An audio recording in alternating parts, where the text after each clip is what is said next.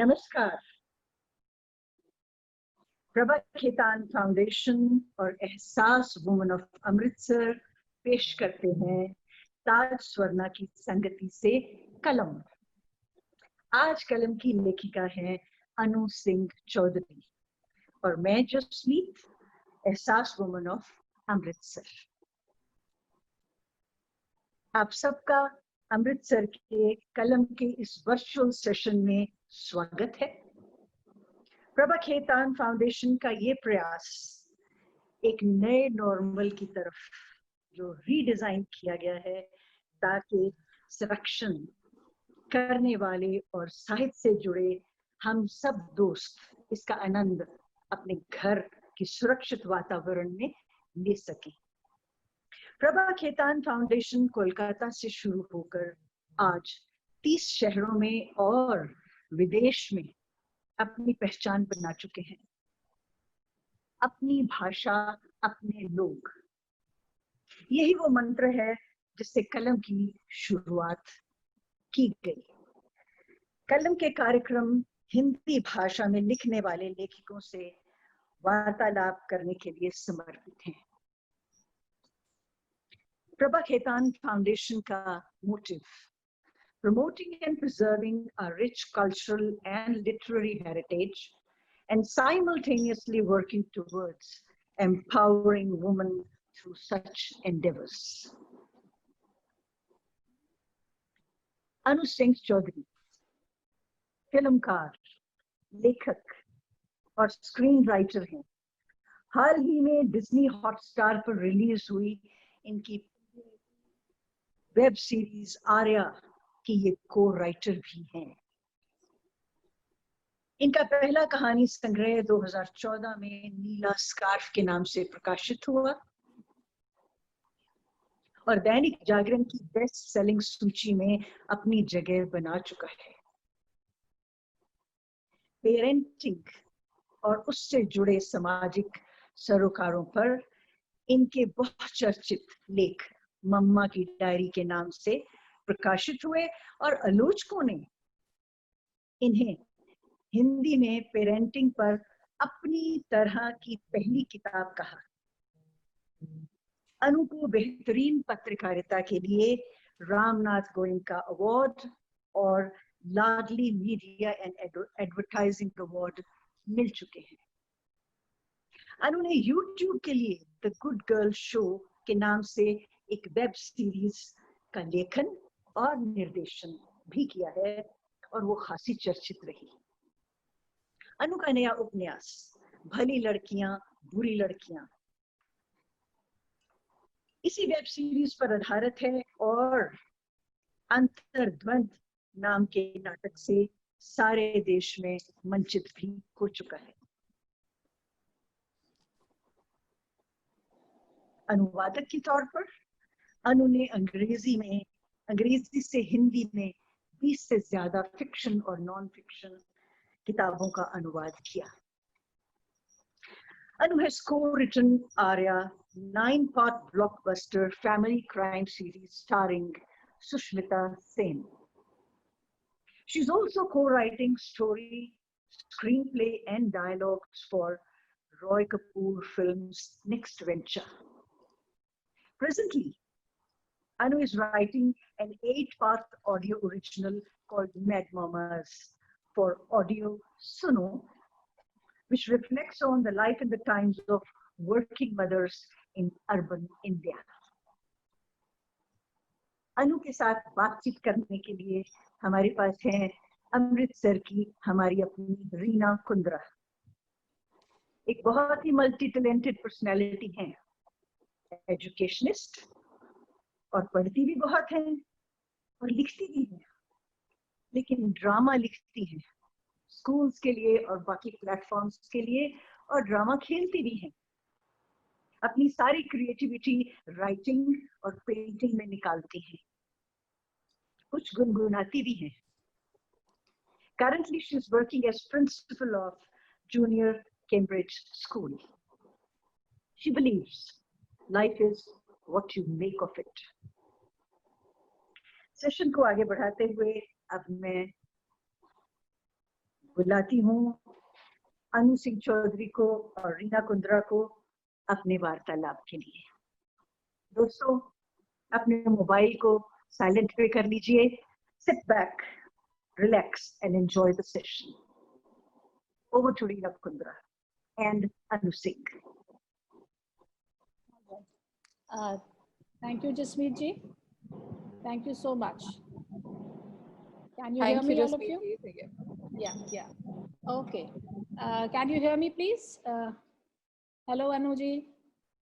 Hello, Reena. All right. Anu ji, इतना कुछ आपके बारे में जसमीत जी ने बोला है और इतनी डाइवर्सिटी आपके काम में है, हर फील्ड मुझे लगता है आपने कुछ छोड़ा नहीं है।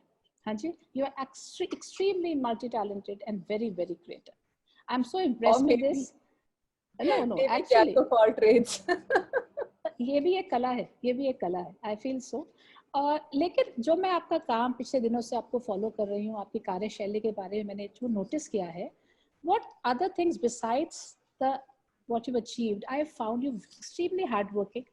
Correct me if I'm wrong, and experimental.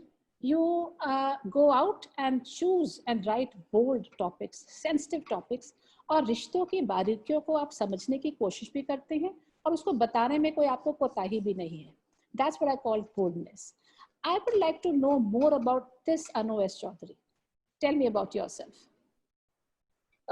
Thank you so much, Reena. This is such a good question and such a what should I say? Brave way of starting the conversation. You just like launched me into the conversation right away. Right. So हमारी बातचीत जो होगी वो bilingual होगी. I hope it's comfortable for all of you क्योंकि मैं हिंदी और अंग्रेजी दोनों भाषाओं के बीच में काम करती हूँ, तो मेरे लिए बड़ी सहजता से दोनों भाषाओं में मैं भूल जाती हूँ कि मैं कौन सी भाषा में बोल रही हूँ. I switch languages, so I hope that's okay with most of you. Definitely. Because a lot of people take serious offense to that, but no. My guess is that's such a lovely, intimate group of women who are as hardworking, as passionate about what they do. So I consider this to be a very, very safe space. So a privilege to be here. Thank you so much. जो दो चीजें हैं जो आपने आपके सवाल को अगर मैं दो हिस्से में बांट के कहूँ तो ये कि आपने जो पूछा कहा I'm so honored and I'm so grateful that you've noticed क्योंकि ये शायद एक इंसान जो मेहनत करना जानता है वो ही समझ सकता है और बता सकता है या पहचान सकता है, मेहनत की खुशबू सूंघ सकता है. ये सबके बस की बात नहीं होती. तो इसको तो नहीं तो कई बार बाकी दुनिया जो है वो किस्मत का नाम दे देती है. That she's been very fortunate, she's been very lucky. I don't deny that. I have been very, very fortunate to be in places where there were opportunities. But I think diligently I was seeking those opportunities. So it has been a combination of both. But I would there is writing. I've always maintained that writing is something which does not, or creativity for that matter, if you're not open, if you're not diligent, it does not honor you. Creativity, inspiration सिर्फ और सिर्फ उन्हीं लोगों के पास बैठती है और उनकी बातें सुनती है या उनके बातों में शिरकत करना चाहती है जहां पर उनको लगता है कि उनकी महत्ता समझी जाएगी, उनकी अहमियत समझी जाएगी. तो पहली चीज ये हुई. दूसरी चीज ये हुई कि हाँ, मेरे में बेचैनी है जो कि हर आर्टिस्ट में होती है. आप खुद आर्टिस्ट हैं, आप ये जानती होंगी कि वो बेचैनी ही आपको नई चीजों को करने के लिए, अगर आप में प्रयोग धर्मिता नहीं हो, if you're not experimenting with the new things, the craft that you have or the talent which is probably a God's gift which is coming from somewhere you are completely unaware, or not everybody can do drama, not everybody can write, not everybody can sing. You can diligently work on it, but let's recognize the fact that we are privileged to have this talent which is probably the universe's gift to us. उस case में बहुत जरूरी हो जाता है कि आप push करते रहें एनवेलप को, थोड़ा और प्रयोग करते रहें, एक्सपेरिमेंट करते रहें, क्योंकि कंफर्ट जोन में बैठ जाना स्टैग्नेंसी की सबसे पहली निशानी होती है.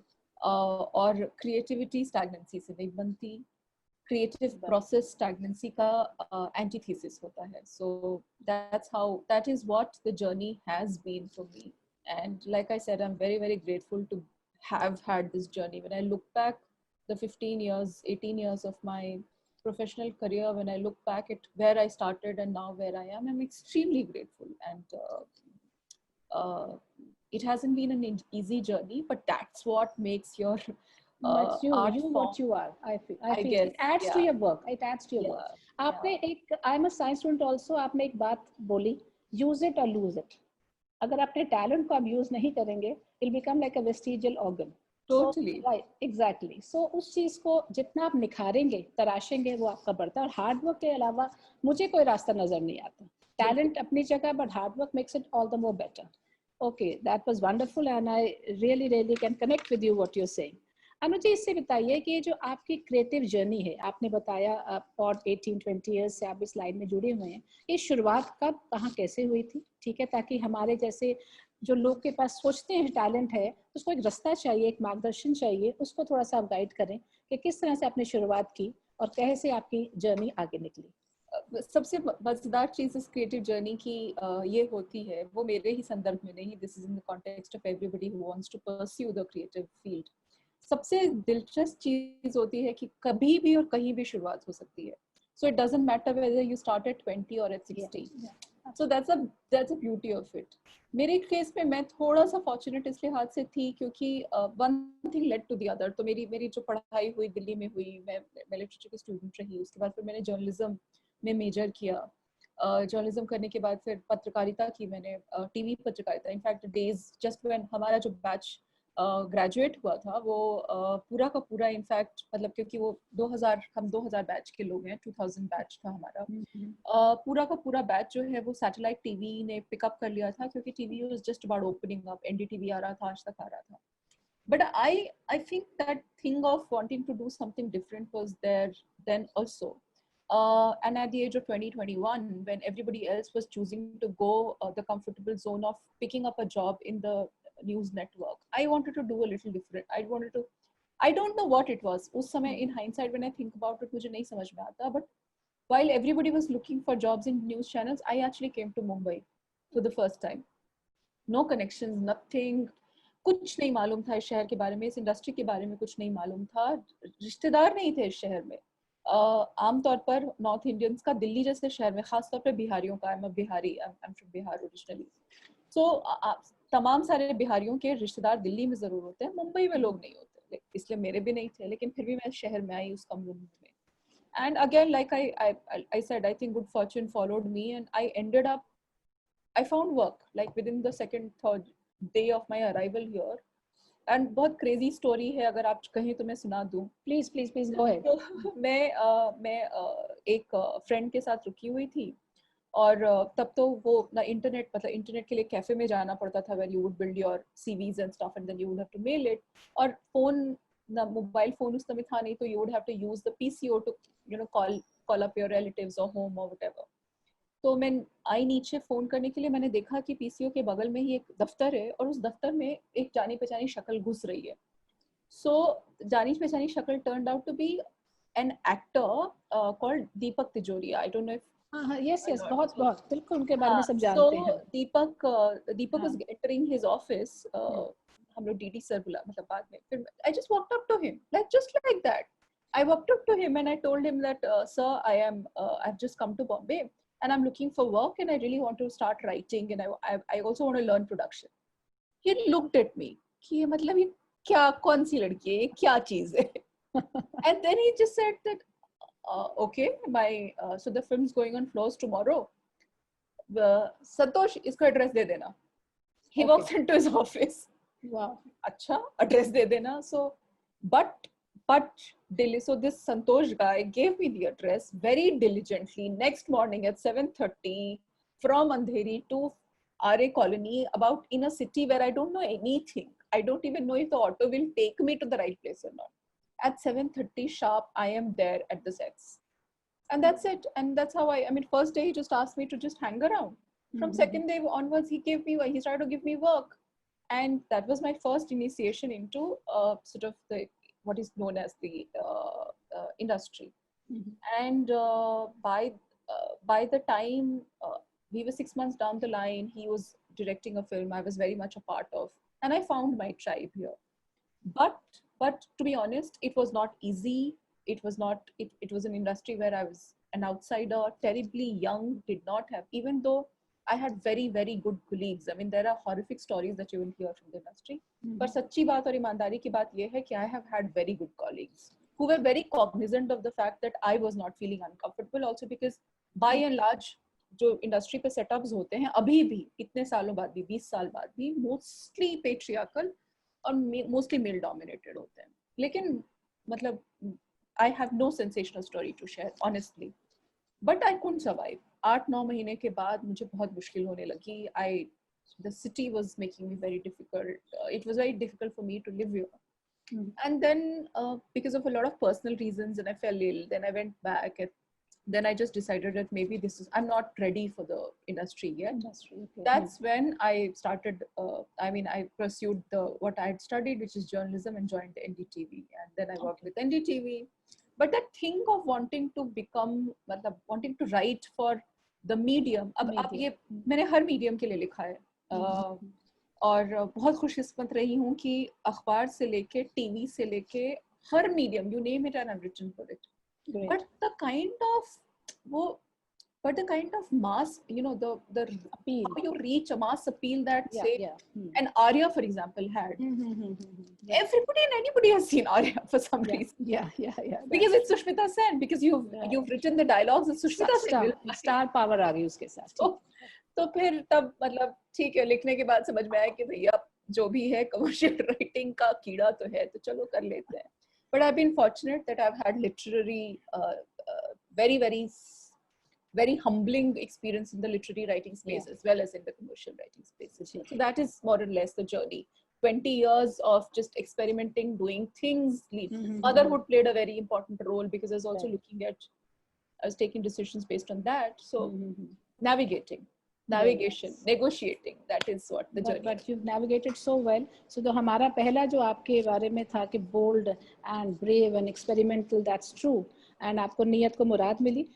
और ये question मैंने आपसे पूछना ही था. You worked in so many fields, so many mediums. So what you felt was more fulfilling, which you said is commercial because of the mass appeal and your popularity. But एक artist point of view say, I would want to know what has appealed to you more, what to your inner self. Yeah, so I again thank you for this question because मतलब अब वो commercial के बारे में लिखने की मेरी बात जो थी वो actually which was just so basically as a writer मैं ही नहीं, हम में से कई लोग are a sum total of a lot of things. हम बहुत सारी चीज़ों का हमारा कई किस्मों का वजूद होता है. हमारे कई लोग अपने रिश्तों को और अपनी पर्सनल आइडेंटिटी को, मतलब सोशियो कल्चरल आइडेंटिटी को लेके आते हैं, मजहबी आइडेंटिटी को लेके आते हैं. मेरे लिए identities in these many forms of professional identities actually came together. I was born in a village. वहाँ की दुनिया से लेकर being raised in a town, you know, tier B kind of a city, coming to Delhi, you know, all those. So all of that becomes a part of your identity. When you're expressing, when you're a communicator, interestingly, ultimate gratification एक ही होता है कि आप थोड़ी देर के लिए, मतलब 1 घंटे के लिए ही सही या 15 मिनट के लिए सही या 20 मिनट के लिए सही, थोड़ी देर के लिए ही सही, आपने किसी को हौसला दिया है, आपने किसी को खुशी दी है, आपने किसी को एंटरटेन किया है, आपने किसी को कोई जानकारी दी है. These are the gratification we look for, right, as a communicator. We have looked for our truth and we have spoken our truth. We have entertained you. We have engaged you. We have inspired you. Right. So in all mediums, all forms of mediums, that gratification comes in, or, you know, different forms. So while, you know, the conversation that you and I are having for, you know, 40 participants who are here in this virtual room, it is still a part, it's an extension of my writing, right? Exactly. It's an extension of my being a communicator and a writer.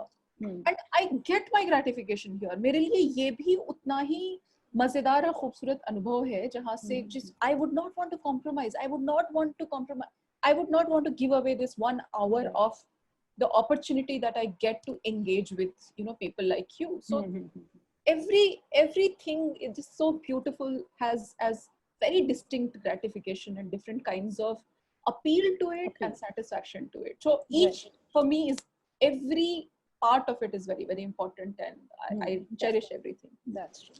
So what I gathered is what gives you gratification is reaching out, connecting, and making a difference, which could be via any media, Yeah. right? So बात करते हैं आपकी book नीली किताब, नीला scarf. सबसे पहले तो I have read all the stories, सह यात्री, नीला स्कार्फ, लिव इन, मर्ज जिंदगी, इलाज जिंदगी, हाथ की लकीरें, मुक्ति एंड मेनी मोर. एक नीला स्कार्फ ही आपने उसको शीर्षक देने का कैसे विचारा, नंबर 1. नंबर 2, इसमें पहले आप मुझे ये बताइए चलिए कि पहले आपने नीला स्कार्फ ही क्यों चुना? वो मतलब उसकी वजह जो है ना, वो एक कविता के बहुत, मुझे कविता लिखना आता नहीं है, पर मैंने कोशिश की उसका एक एक्सप्लेनेशन किताब के शुरू में. नीला स्कार्फ एक मेटाफर है बहुत सारी चीजों, मतलब स्कार्फ क्या है, दुपट्टा क्या है, अगर हम अपने कॉन्टेक्स्ट में, इंडियन कॉन्टेक्स्ट में देखें तो क्या है, it's an accessory, right? It adds to what we are, and yet it's not the need.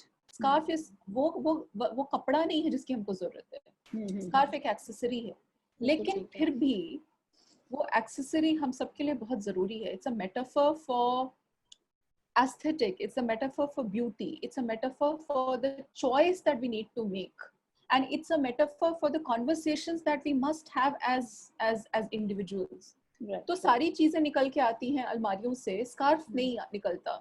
तो मतलब वो मैंने कोशिश की नीला स्कार्फ, नीला इसलिए क्योंकि नीला मेरा फेवरेट कलर है, as you can see right now also wearing blue, coincidence. Okay. पीछे का पर्दा नीला है, coincidence. Right. But Neela also because it's my favorite color, and because I wanted to use it as a metaphor, and I think इस कहानी में नीला scarf, Lal jacket, they've just as milestones in the relationship, you know. yes, उसकी yes. एक हर date है उस चीज की और उसके साथ कहानी आगे बढ़ती है, like milestone in a relationship. I feel so that is one of the reason you have chosen. Yeah. ठीक है ना? And it just sounded beautiful, to be honest. Yeah. It just had color. It just had something tender to it. Wonderful. और इस सारी कहानियों में you have written in सब कहानी एक से बढ़कर एक है और डिफरेंट है. कोई हस्बैंड वाइफ के बारे में, कोई डॉक्टर पेशेंट के, कोई मालिक और नौकर के बारे में, कोई live in as young children के बारे में, कोई ओल्ड एक वृद्ध कपल के बारे में जो कि मुक्ति में था.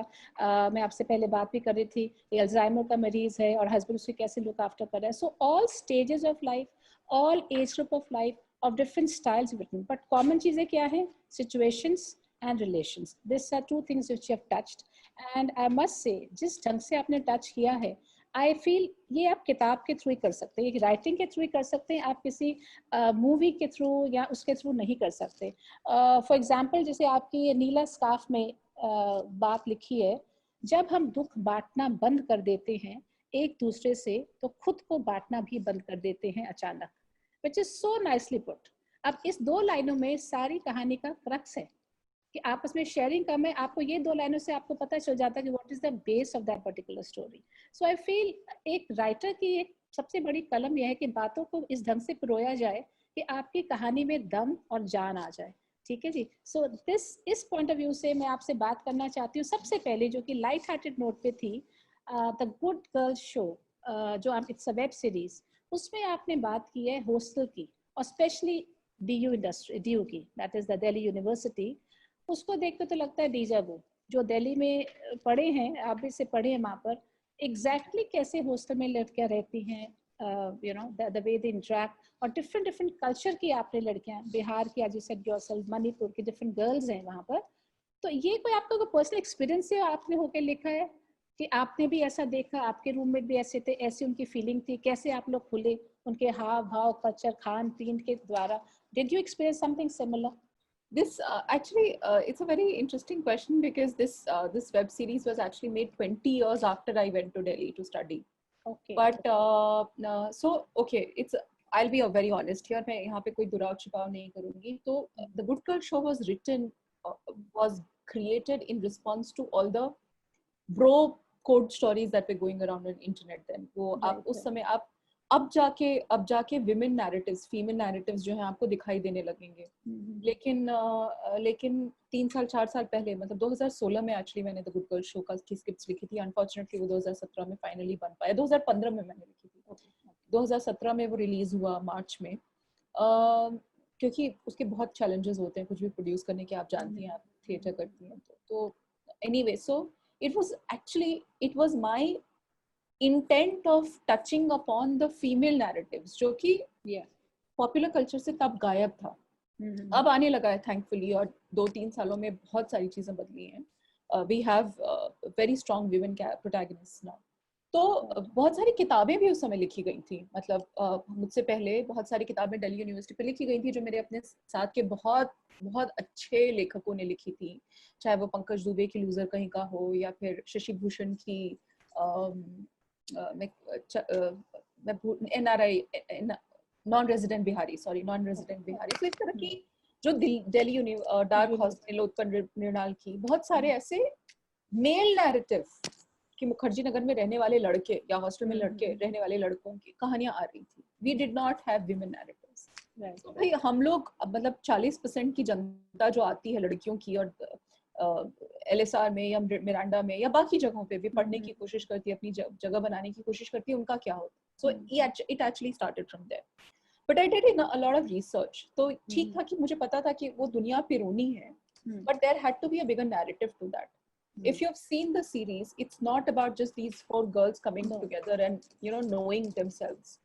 It's also about a very important thing which we don't talk about, which is date rape, which is acquaintance rape. So it actually touches upon something very, very and again, these are stories which when I was doing the research, मैं Delhi university में metro लेके Delhi university जाती थी, north campus की, मैंने बहुत सारी लड़कियों से बात भी की, तो समझने के लिए कि दिल्ली यूनिवर्सिटी की पॉलिटिक्स में इनकी क्या भूमिका है, उनको कैसा लगता है, छोटे शहरों से आई हुई लड़कियां किस तरह के चैलेंजेस फेस करती हैं। सरप्राइज्ड कि 20 साल बाद भी चीजें बदली नहीं थी बहुत। Even though there were mobile phones and stuff, it was not like there were any safer. We were still fighting for safety in the social spaces. हम अभी भी फाइट कर रहे हैं पब्लिक स्पेसेस में सेफ्टी के लिए, हम अभी भी लड़ रहे हैं हम। And if anything, God forbid, goes wrong, then the girl is to be blamed all the time. So then what do you do? And if you've seen the series, last के episode में actually I just couldn't figure out कि अगर एक लड़की के साथ ऐसा होता है तो क्या है, फिर उसका resolution क्या है. I'd actually put up a post on Facebook asking that if you know somebody somebody close to you, where you know the perpetrator of the assault, what would you do? And the response was overwhelming. More than 80% people said that they would thrash, they would beat this person up. Okay. And that's how the story actually goes in the direction that it goes in. So these are all people from around us. ये हमारे आसपास की लड़कियां हैं जो 20 साल पहले भी उन्हीं चुनौतियों से गुजर रही थी जो आज गुजर रही हैं। और मुझे डर इस बात का है कि मेरी बेटी जब बड़ी हो रही होगी तो शायद बहुत हालात, मतलब वो जब दिल्ली पढ़ने जाएगी तो उसके लिए हालात बहुत सुधर गए होंगे, ऐसा तो नहीं है। हाँ, सही बात। ये था उस वेब सीरीज का मूल वो जो मैंने पकड़ने की कोशिश की थी। मुझे संतुष्टि, like you said, you so correctly pointed out कि किताब लिखने में ही, क्योंकि वो एक कैनवस मिलता है, मुझे संतुष्टि नहीं हुई वेब सीरीज बना के। इवन दो वेब सीरीज ज्यादा लोगों ने देखी है, बिल्कुल बेस्ड उपन्यास बहुत कम लोगों ने पढ़ा है, but the novel gave me opportunities to explore these things that I was talking about कि यूनिवर्सिटी के पॉलिटिक्स में लड़कियों की क्या भूमिका होती है, how do they navigate their way through that. So the book gave me that opportunity, even though web series is far more popular and has been popular. You have more viewership. Yeah. So जो feminist का आपने झंडा लड़ाया था वो I'm sure should make a difference, and you took the challenge and raised the voice of women from their angle. Very nice. I'm really now looking for so many questions. We have people who want to chat with us and have something in particular to talk about. So sure. Anantika, could you please tell me who would be? Yes. Reena ji, you can carry on another 5 minutes. We can? Oh, that'll be so nice. That'll be so nice. Okay. So, Anu ji, एक चीज मुझे पूछनी थी, आपने ये जो है good girl show, you have, I can't see Anu. I'm right here. Yeah, sure. So this Good Girl show, you've not only written, you've directed also. Yes. So as I feel, when you write a script, you have a particular image of portraying and all that. Okay? When you direct it, though it's very challenging and I've double the work done, But don't you feel that you've done justice to it? Creative satisfaction ज़्यादा मिलती है कि आपको लगता है कि एक बार देखिए you want to cut it off you and do it? What would you I prefer? would seriously want to do that. I would prefer to hand it over to somebody far more talented and far more diligent than me. Unfortunately, for in the case of the Good Girl Show, we didn't have the budget. Because it was a self-produced thing. और हमारे पास पैसे नहीं थे director को देने के लिए, तो then I had to step into the shoes with a lot of support from the crew, I have to admit, starting from my brother who was a co-producer of the show. Okay. So yeah, and family and friends pitched in. I mean, I have to tell you all that मतलब पैसे नहीं थे हमारे पास इतने सारे. मैं जो PG के जितने सामान था वो मेरे घर से गया था, सारा का सारा सेटअप, जो स्टूडियो सेटअप था हम घर से लाद के मैटाडोर पे लेके गए थे. And really, I mean, my father pitched in. He just said that if this is what you want to make, it's okay. Just go ahead and do it. And bootstrapped to make that. So ideally, I would have wanted to. Yes, ज़्यादा satisfaction. लिख दो script, दे दो किसी को, वो कर ले. मेरी खुशी और संतुष्टि इसी में है. But unfortunately, वो उसमें हुआ नहीं. Okay. अच्छा, इनफैक्ट मैं सोचती हूँ कि अगर खुद डायरेक्ट करो तो आपको स्क्रिप्ट को ज्यादा बेटर ढंग से आप उसको शेप कर सकते हो. ये वाले केस में हाँ, ये in the case of the Good Girl Show, obviously because I was so deeply invested in it. Right. I think yeah, it was only good. It only for the good of the better of the story that I got to direct it. But for other things, I'm primarily a writer and I would want to stay that way. Stay that way. Wonderful. अच्छा, एक जो आपका, as you said, the most popular going on web series Arya, the Sushmita Sen और चंद्रचूड़ वाली, आप उसमें ये भी आपको नीड था, इसमें आपने बिल्कुल अपने जॉनर चेंज कर दिया. It's not, it's a suspense, it's a thriller. जो अनु एस सिंह से हम पढ़ते आ रहे थे, एस चौधरी का हम पढ़ रहे हैं, उनका भावात्मक and sort of emotional and all. Now it is complete like a suspense thriller, which takes some time adjusting to it, which is beautiful though. You always have to reinvent yourself, as we said. So उसमें आपको कितना मुश्किल लगा, या आपको लगा कि ये स्वाभाविक आ गया है, या आपको इसके लिए मेहनत करनी पड़ी? बहुत, तो एक आकाश चीजें स्वाभाविक तौर पे आती नहीं, बड़ी मेहनत करनी पड़ी. और हर रोज लगता था कि हर रोज जो राइटर्स रूम की मीटिंग होती थी, या डायरेक्टर के साथ काम हो रहा होता था, या जो कॉल्स हो रहे होते थे, या जब मैं लिख रही होती थी स्क्रिप्ट, हर रोज without fail, and I am not exaggerating, it felt like I was sitting in a classroom, it felt like I had gone back to school. तो बहुत मुश्किल था. मुझे मोमेंट्स पकड़ने आते हैं, मुझे प्लॉट पकड़ना नहीं आता उस तरह से जहाँ पे थ्रिल का एलिमेंट बना हो. But fortunately for me, I had a very strong team supporting me. एक तो जो हमारे मतलब मेरे साथ के राइटर, को-राइटर, संदीप, वो खुद मतलब बहुत प्रोलिफिक स्क्रीन राइटर रहे हैं. काबुल एक्सप्रेस से लेके न्यूयॉर्क, शिवाय, अब तक 56 जैसी फिल्में लिख चुके हैं. So thriller element it just comes very naturally to me. Right. And the directors were always like, they were always around, and they just told me to go all out. कि मतलब जो तुमको अपना स्ट्रेंथ लगता है उस पे तुम पहले फोकस करो, वो निकालो अपने सिस्टम से बाहर पेज पे. We will help you get the suspense built. Don't worry about it. So but it has been a great learning experience. Great learning.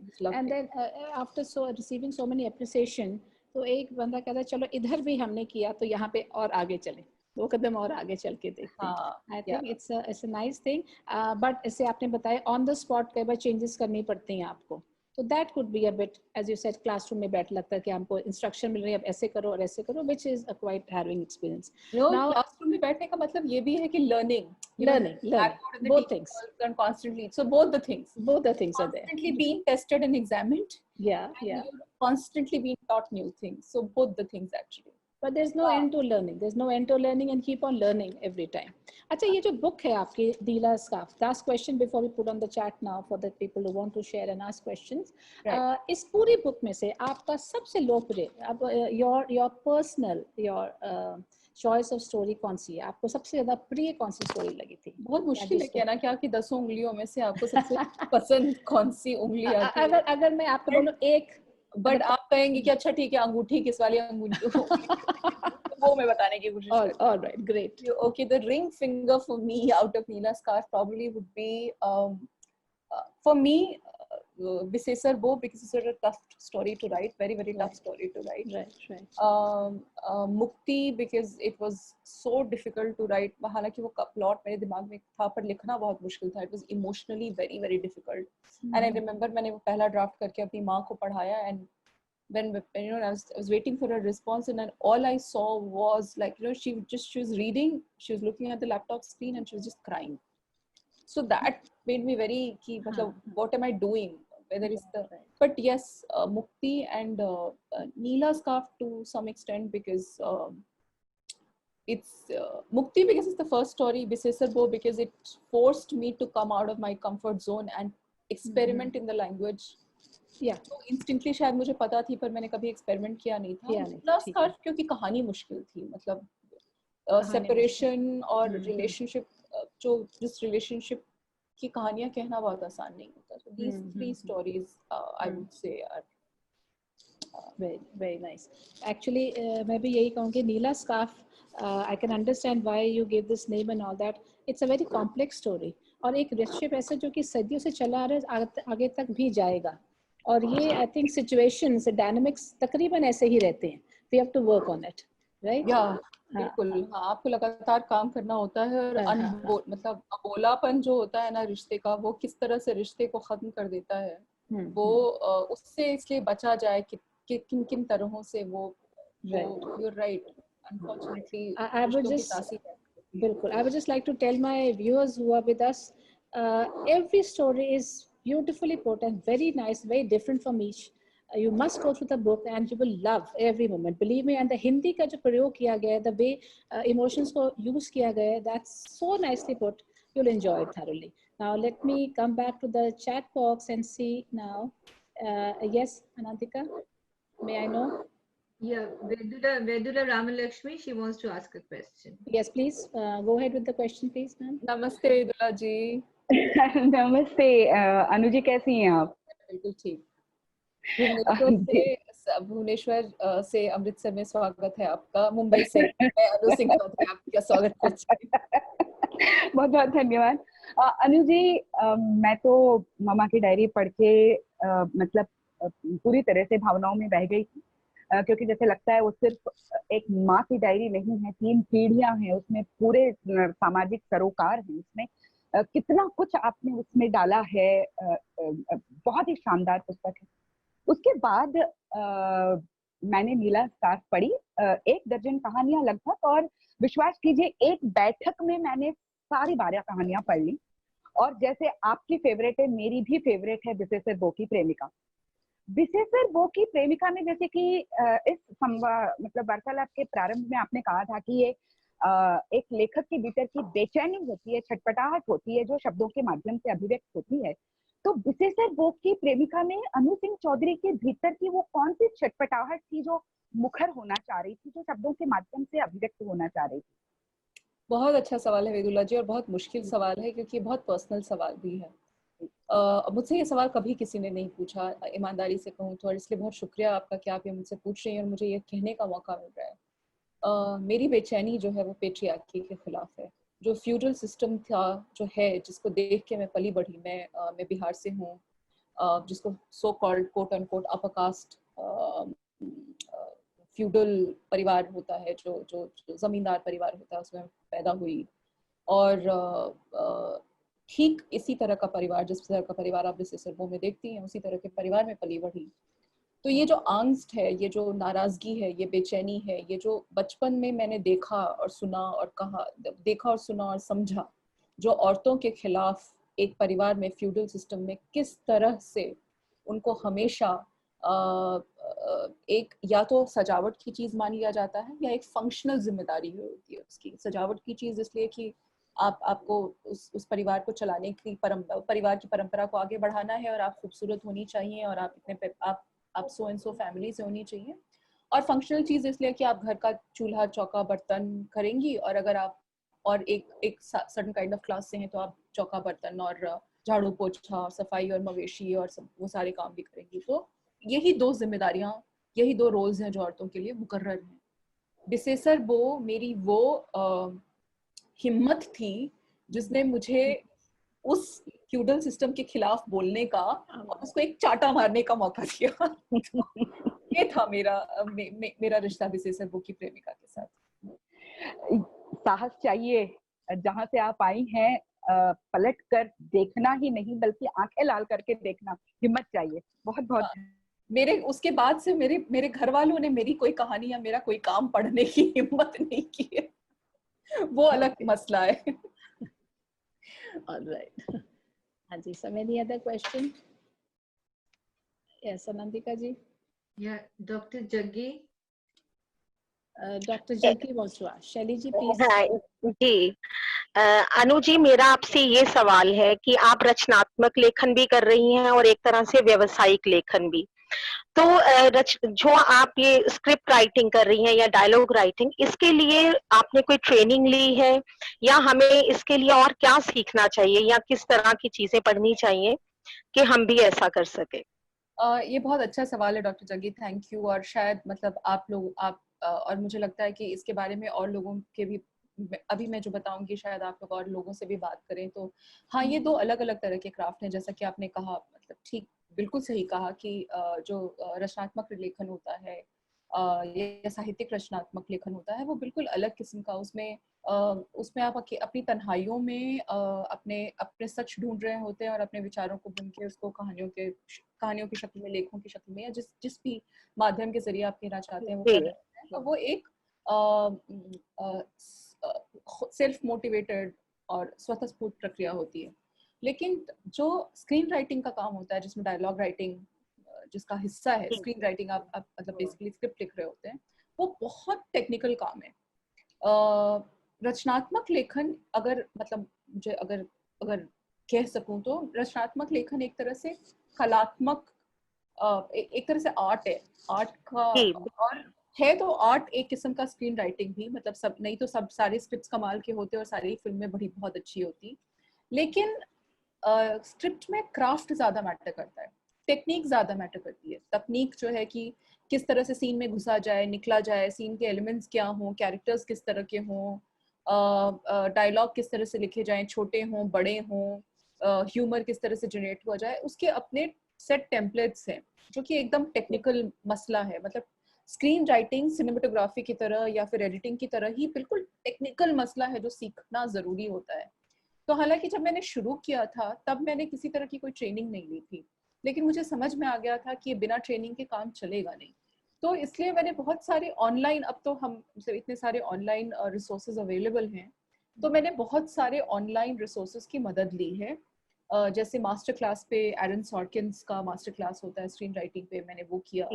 मुझे मेरी खुशकिस्मती रही कि मैं स्टार के साथ मैंने कुछ दिन काम किए थे, जहाँ स्टार राइटर्स प्रोग्राम में राइटर्स के को मेंटोर करने का मुझे काम मिला था। तो स्क्रीन राइटिंग वहाँ भी मैंने काफ़ी कुछ सीखी। और सबसे बड़ी बात, आप काम पे सीख रहे होते हैं, लगातार आपका डायरेक्टर आपको सिखा रहा होता है, आपके साथ ही स्क्रीन राइटर्स आपको सिखा रहे होते हैं। स्क्रीन राइटिंग वो चीज़ है जिसमें अनुशासन और मेहनत दोनों चाहिए होता है। मतलब आप प्रेरणा, मोटिवेशन, इंस्पिरेशन का इंतजार नहीं कर सकते, जो कि आप उपन्यास के लिए कर सकते हैं। आप उपन्यास लिखने में आप 5 साल लगा सकते हैं, 8 साल लगा सकते हैं। स्क्रिप्ट पे डेडलाइन होती है जिसमें 500 लोग और इंतजार कर रहे होते हो आपका, डायरेक्टर से लेके कास्ट क्रू से लेके, और वो स्क्रिप्ट जो होती है वो आपकी अपनी होती नहीं है, वो उतनी ही उन 500 लोगों की होती है। जो कॉस्ट्यूम भी बना रहा होता है, वो स्क्रिप्ट उसकी भी उतनी ही होती है। तो ये दो बहुत बड़े फर्क हैं कि हाँ, ये एक माध्यम है जो सीखना बहुत जरूरी होता है और सीखा भी जाना चाहिए, उसके लिए किताबें हैं, ऑनलाइन कोर्सेज अवेलेबल हैं। और दूसरा कि उसमें लाइफ स्किल्स में भी परिवर्तन की जरूरत होती है, जो कि कॉन्शियसली आपको करना पड़ता है, जो कि रचनात्मक प्रक्रिया से, रचनात्मक मतलब creative process of literary writing से बहुत जुदा होती है। सो आई होप डॉक्टर जग्गी आपको जवाब मिल गया होगा। डॉक्टर शैली का जवाब हमने दे दिया है, और I'm waiting for any participants who has any question. Please, you can raise your hands or type it. I've put her on audio. Inayat Kaur ji. Yeah, Inayat Kaur, please. Lovely name, Inayat ji. Thank you. Actually, Inayat is my daughter's name. I'm Malvinder, Mrs. Malvinder Kaur Bagri. Hello, Mrs. Malvinder. Inayat is a lovely name, though. Thank you so much. That's my daughter's name, and she's made that link. Thank you so much. Is there anything that you would want to ask? Yes. First of all, a very good evening to you. Mrs. Anu Chaudhary, because it was really nice listening to you. It has been a totally new concept for me to listen to you. I am too from journalism background. I did my master's, and I thank even Mrs. Reena Kundra for hosting such a show. Thank you so much. Welcome. And yes, my question is very short and crisp. I wanted to ask that how do we motivate coming generation to get into script and writing books, because many get attached with us and they say we don't have the platform. How do we give your example, or how in your words you would like to let me know and I can further motivate the coming generation to get into this profession?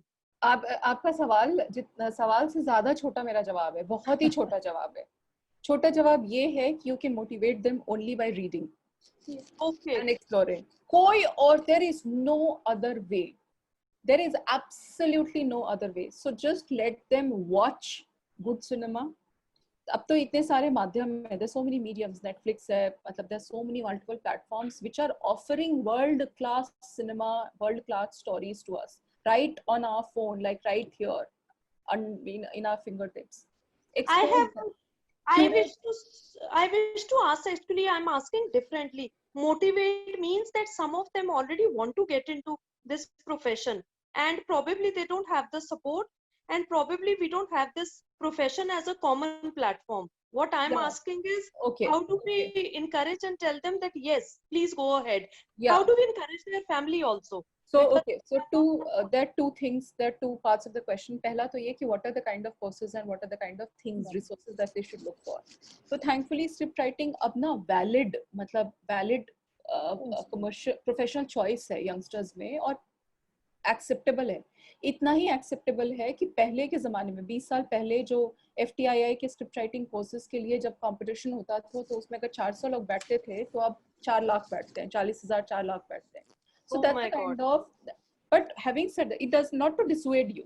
मतलब ये कहने का मतलब ये नहीं है कि मैं सिर्फ ये कह रही हूँ कि उतनी ही opportunities हैं और उतना ही. So many people are coming up. I understand. Yeah. So nothing. Just read a lot, watch a lot of cinema. There are a lot of scripts available on the internet. वो scripts को पढ़ना और film को as a medium बेहतर समझना. Now that's something you cannot do for anyone else. You cannot do it for your child. The child has to do it. See, art or cinema or writing is something which comes from within. It cannot be forced upon anybody. मैं तो मेरे 2 बच्चे हैं, and you can ask them, I'm being very honest, I never ask them to write. I never ask them to, do certain or expect them to be a film director or a screenwriter or writer or anything for that matter. Never. If they are watching me and if they feel that yes, there is something very, very interesting which does something to me.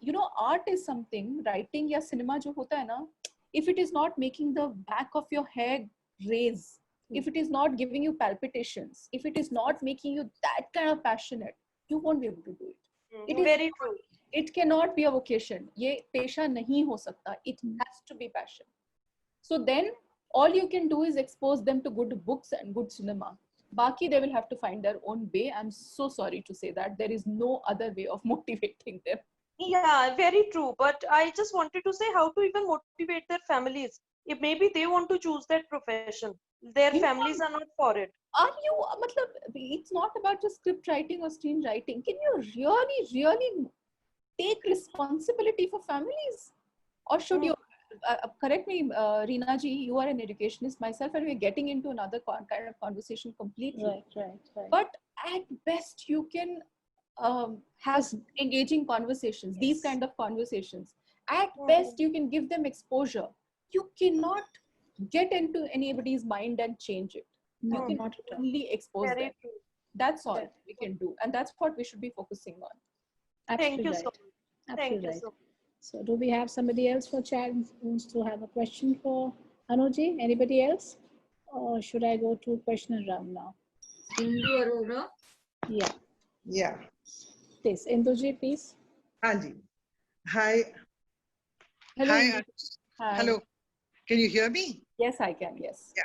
I just wanted to ask you, have you ever penned down the 2012 Nirbhaya case? The way she was mauled, the way she was tortured. Have you ever penned that kind of a thing down? Yes, I have penned it down in the form of a letter to my son and my daughter. It's there on my blog. But still think you know, the cases are still on the rise. In fact, worse than ever. Yeah, I mean, if the question is that penning it down, has it made a difference? If that's what you want to know in UG, I don't think I have an answer to that. And anybody for that matter has an answer to that. We can only, do you think my making a Good Girl show, a web series, would have changed the statistics of date rape and acquaintance rape? No, but then even possible. But awareness. What it can do, yes, that's what. Awareness. Which is what, as a writer, I can only be extremely conscious of my responsibility and do and say my truth and speak it as fearlessly as possible. Beyond that, I have no control. So yes, some of these things need to be brought out in the open. Yes, and like I said, it's in the form of a letter. My children were very young then, but I wanted to record it for the sake of posterity, that when they grow up, they go back to that letter and read what happens, so that my son becomes more conscious of what the kind of atrocity a woman can go through in the society. Really? My daughter hopefully finds better support and fraternity and camaraderie among her own women folks, and hopefully they grow up to be better citizens. That's all. But beyond that, I have no other control. I can't do anything. Like in Telangana, you know, the rapists were gunned down.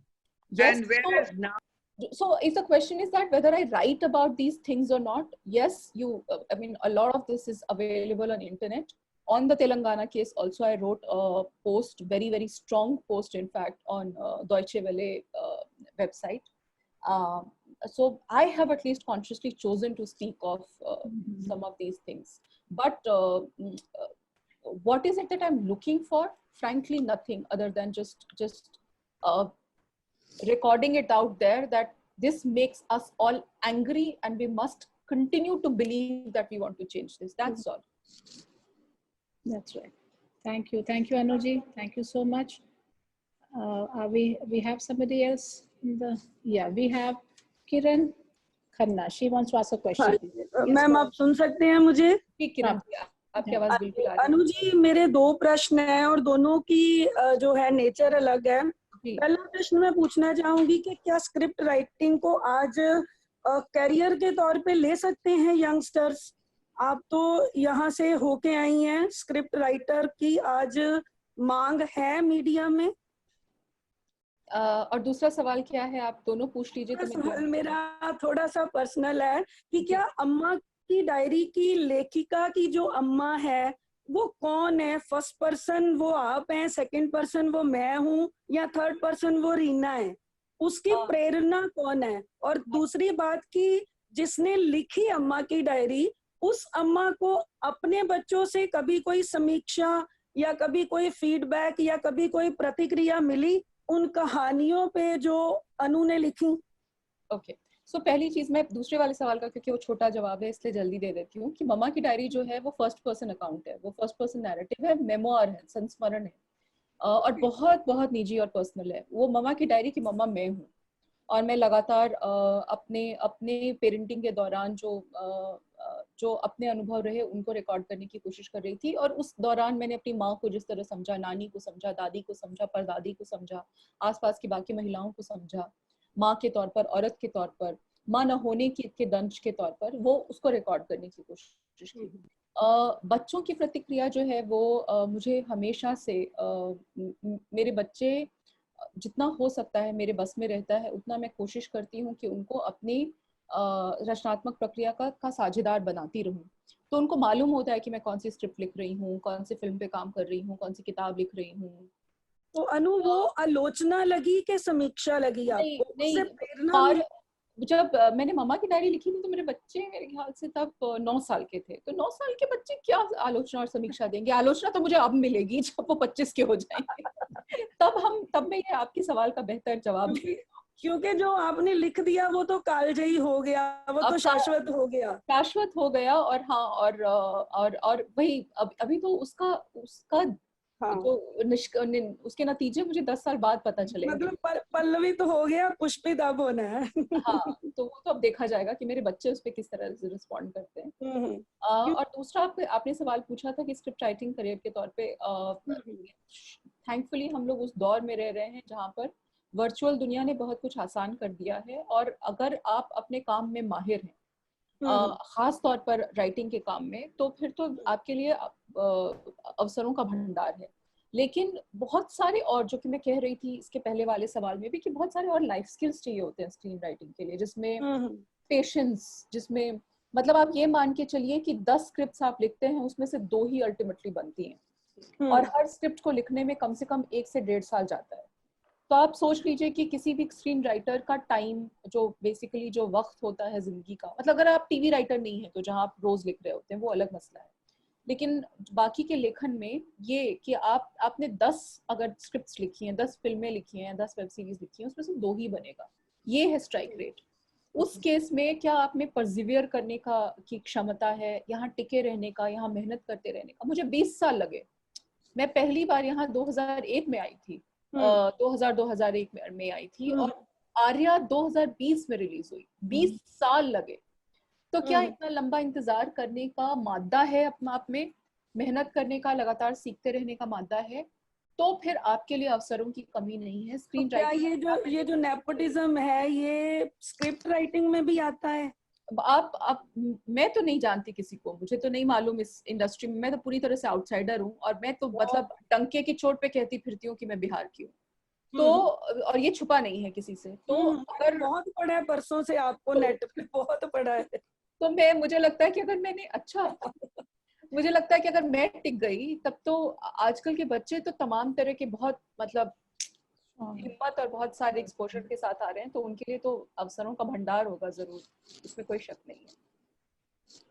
Right, thank you Anu, very nicely put.